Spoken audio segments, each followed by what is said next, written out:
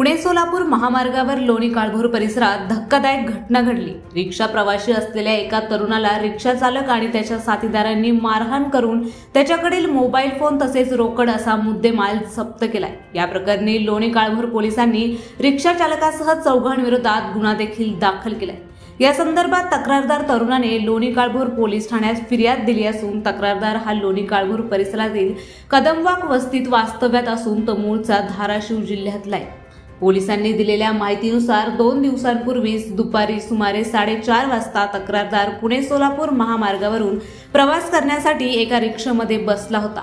त्या रिक्षामध्ये चालकासोबत आणखी 4 साथीदार देखील उपस्थित होते।